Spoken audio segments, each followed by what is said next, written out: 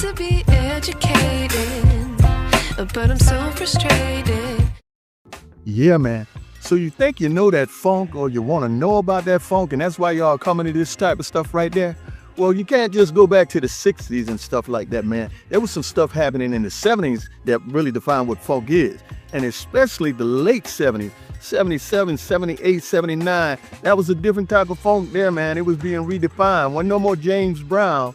It was that club funk, and there's a group called Mass Production. Firecracker, bruh. That's right, Firecracker.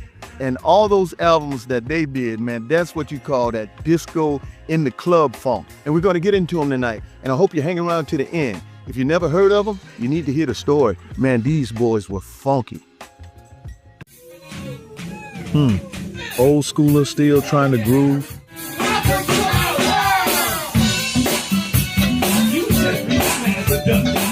Grandpa and Meemaw probably funked it up back in the day, but they ain't just gonna let that go.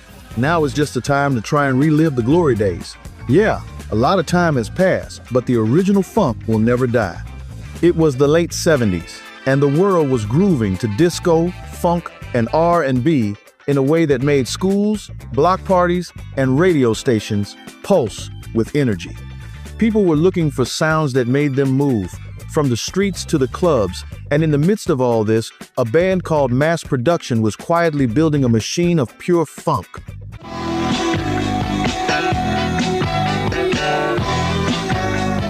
The group formed in the early 70s in Norfolk, Virginia, a city not usually spotlighted for national hits, but was most famous for being the world's largest naval base and the NATO North American headquarters. At this time, they were tearing down stuff and preparing for celebrating the United States bicentennial by hosting the first ever Harbor Fest. But it was still fertile ground for musicians who knew how to play, rehearse, and lock in together. Mass Production came together as an original lineup of 10 strong. They weren't just big, they actually sounded big. Horns, multiple percussion parts, keyboards, guitars, and voices all moving together. Because back then the focus was not on individual celebrity, it was on how tight the machine sounded when it hit. The funk had to give you a headache to be good.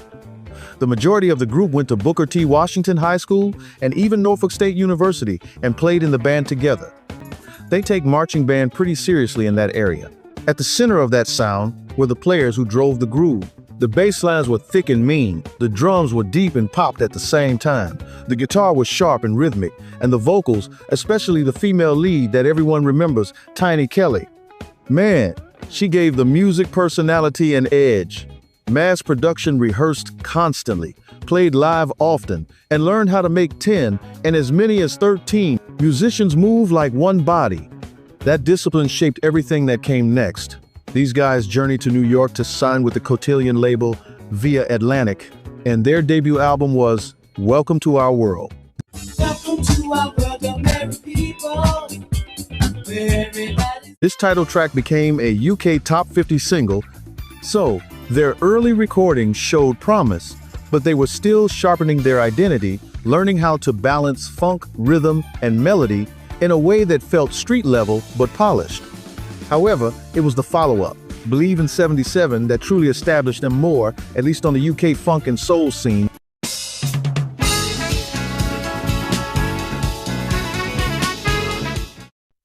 As you can clearly hear, disco wasn't completely dead yet, so they had to make the most of the trend while it lasted.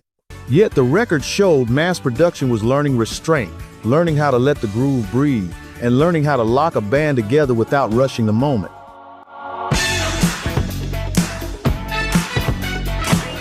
They used Just Want to Make a Dream Come True as the catalyst.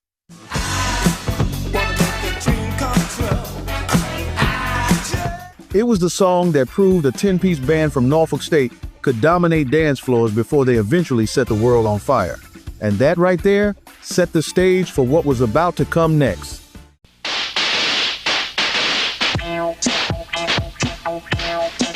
You hear that opening sound, and it still catches people off guard. Those are real firecrackers popping at the top of the record. 1979 slid in, and that was the moment to put up some money-making funk or shut up. It was March, and Mass P released the album called In the Purest Form. Bro, man, these cats right here were about to put it way, way up and give it to you raw and uncut. As a kid, I remember thinking my record was messed up or like the speaker was blowing out. It took a minute to realize that this was in the song. We quickly learned that when we heard that, the party was next.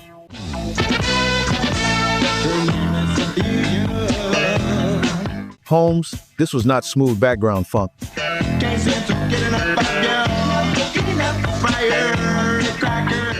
But wait, there's more.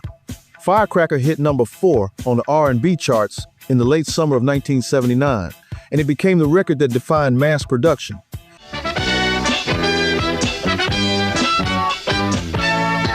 It was loud, confident, and unapologetically funky.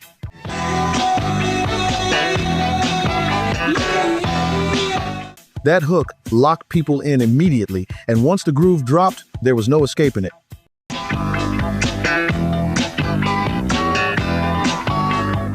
But staying in Miami at the time, Hurricane David made its glancing landfall in South Florida on Labor Day, September 3rd, 1979.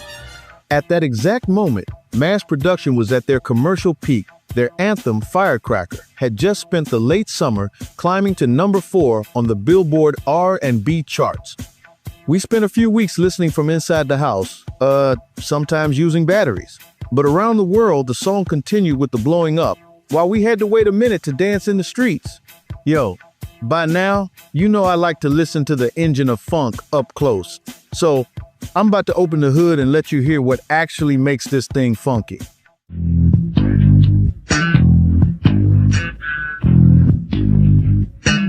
Now, starting with that bass of Kevin Douglas, it comes roaring in and rolling, not rushed, not too flashy, just nasty and locked in enough to be part of the pocket. But that bass line carries the entire record. It is the spine of Firecracker, and without it, the song collapses.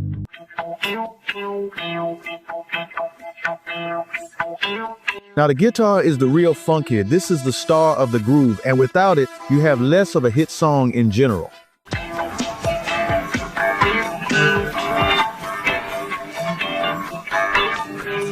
LaCoy Bryant came to work, backed up by Rodney Phelps. The parts are sharp, rhythmic, and clean. They don't ramble all over the track. The guitar slices through it. Tyrone Williams laid the keys for everybody to ride on top of.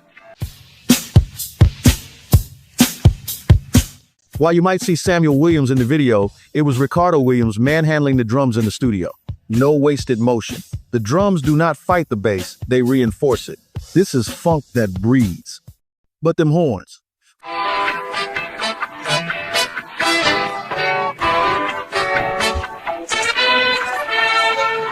For the most part, James Drumgold on trumpet and Gregory McCoy on saxophone, and the famous bridge of the song.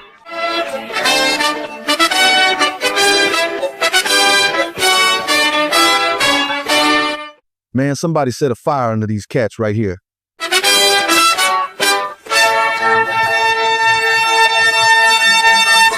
Hey, Slick, give these boys their paychecks and let them go. They're done for the day. And when I get around her, yeah, I can't wait to be there. Here you see why they used the other drummer, because Ricardo Williams needed to be out front singing in the video, backed by Larry Marshall and Agnes Tiny Kelly, the female voice everybody loved. They ride the rhythm instead of overpowering it. The vocals become another instrument. Firecracker was not just a hit, it was a statement. It showed that mass production understood funk at a molecular level and how to make a crowd move without overplaying their hand. The success of Firecracker opened the door for a lot more charting records, some off the same album, like these here.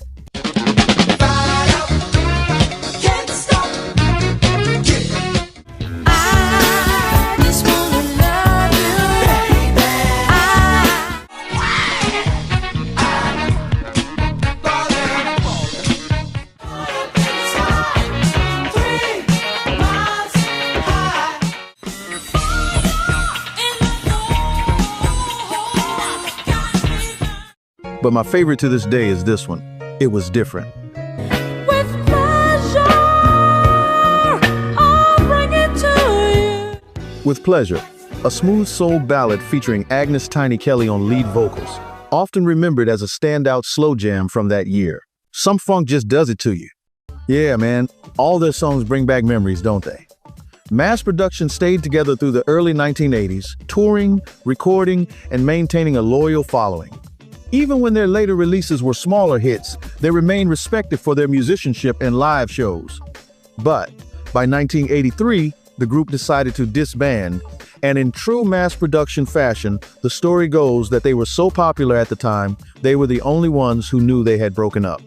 But the truth was, their commercial momentum slowed and the record industry shifted away from large self-contained funk bands. Yet, the music lived on, and Firecracker never left rotation.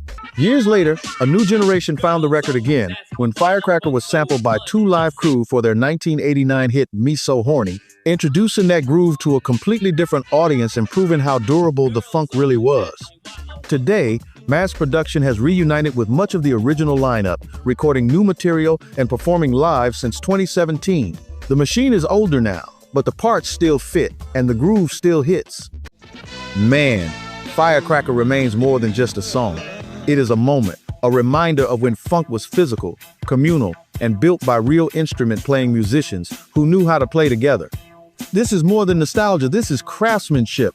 And once you hear it broken down, you realize why it still cracks today. Did I say funky already? Yeah, man, I specifically remember that day back in '79, man. It was during the hurricane. And that's where I fell in love with some of their music because I had no choice. We were kind of stuck in the house, power on and off here and there. And the only thing we could do is plug up the little radio or the little record player and put on some Mass Production. They were hot at that time. Hope you appreciate that type of stuff on the Music Mindset channel. Thanks for hanging in there. And I'll see you guys next time with some more good stuff.